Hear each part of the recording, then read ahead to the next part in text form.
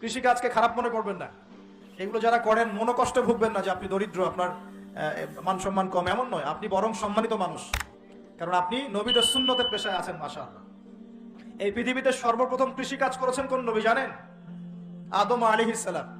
আর এমন কোন নবী নাই আল্লাহ পাকের যে নবী কৃষিকাজ এবং পশুপালন করেন নাই। এমন কোন নবী নাই যিনি কৃষিকাজ পশুপালন করেন নাই। এটা নবীদের সুন্নত। কারণ নবীদেরকে মানুষকে সঠিক পথে আনতে হয়। যখন আপনি পশুপালন করবেন, কৃষিকাজ করবেন, তখন কিন্তু আপনার মধ্যে একটা ধৈর্য বাড়বে, মানুষকে নেতৃত্ব দেওয়ার একটা ক্ষমতা তৈরি হবে। তো মুসা আলাইহিস সালামকে আল্লাহ পাক 10 বছর ওই কৃষিকাজ করিয়েছেন, ফার্মে কাজ করিয়েছেন। শুআয়ব আলাইহিস সালামের ফার্মে তিনি 10 বছর কাজ করেছেন। কারণ বনু ইসরায়েলের মতো একটা ছিন্ন ভিন্ন জাতিকে তাকে নেতৃত্ব দিতে হতো। আল্লাহ পাক আগে তাকে তৈরি করেছেন। আল্লাহ বলেছেন ওয়াসতানাতুকা লিনাফসি, আমি নিজের জন্য তোমাকে তৈরি করেছি আগে। তো যেটা বলছিলাম, যখন শিরক আর কুফর বাড়তে থাকে একটা জনপদের মধ্যে, তখন আল্লাহর আযাব গজব নামতে থাকে। এই সমস্যাগুলো আমাদের শহরে নাই? শিরক আর কুফরে ভর্তি হচ্ছে না দিন দিন? আমাদের শহরে পেপার পত্রিকা খুললেই দেখা যায় রাশিফল। কি রাশিফল? তুমি সিংহ রাশি, তোমার দিনটা কেমন যাবে।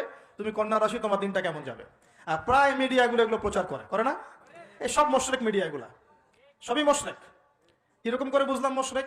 একটা ভূমিকম্প যদি হয়, বলবে না যে আল্লাহর কাছে মানুষ কত অসহায়, এরকম শিরোনাম দিয়ে সংবাদ করবে না। কি করবে? প্রকৃতির কাছে মানুষ কতই না অসহায়। আল্লাহ বললে মৌলবাদী হয়ে যাবেন। আল্লাহ বললে কি হবেন?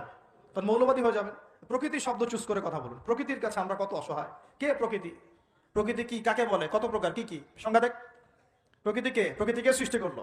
এটা কত প্রকার, কি কি, কে কে তাকে নিয়ন্ত্রণ করে, এগুলো বলবে না? মানুষের ব্রেন ওয়াশ করে ফেলা হচ্ছে এগুলো দিয়ে। রাশিফল সবার মাথা ঢুকিয়ে দেওয়া হচ্ছে। রাশিফল, আজকের দিনটা কেমন যাবে। আজকের দিন কেমন যাবে বেটা তুমি জানো? কালকের দিন তোমার কেমন যাবে তুমি জানো? মানুষের জ্ঞান তো এতই ক্ষুদ্র যে মানুষ এটাই জানে না আগামীকাল তার সাথে কি হবে। আমাদের জ্ঞান কত ক্ষুদ্র, আমাদের জ্ঞানটা কত ক্ষুদ্র, মানুষের জ্ঞান কত ক্ষুদ্র। একটু দেখেন, আপনার নিজের সাথে আগামীকাল কি হবে আপনি তাই জানেন না। কে গ্যারান্টি দিতে পারবে সে তার সাথে আগামীকাল কি হবে? যে মানুষ এটাই জানে না যে তার সামনে আগামীকাল কি হবে, সেই মহাবিশ্বের রব আল্লাহর জ্ঞানকে পরিব্যাপ্ত করতে পারবে? নাকি আল্লাহ পাকের জ্ঞানের সামনে তার জ্ঞান নিতান্তই ক্ষুদ্র? আর আমরা এখন আমাদের এই ক্ষুদ্র জ্ঞান নিয়ে মহাবিশ্বের স্রষ্টা আল্লাহর জ্ঞানকে পেনিট্রেট করতে যাচ্ছি। আল্লাহর বিধানকে চ্যালেঞ্জ করছি, আল্লাহর বিধান কোরআন সুন্নাহর বিরুদ্ধে চ্যালেঞ্জ করছি, বিভিন্ন কলাম লিখছি, বই লিখছি, বক্তব্য দিচ্ছি, লিখছি না?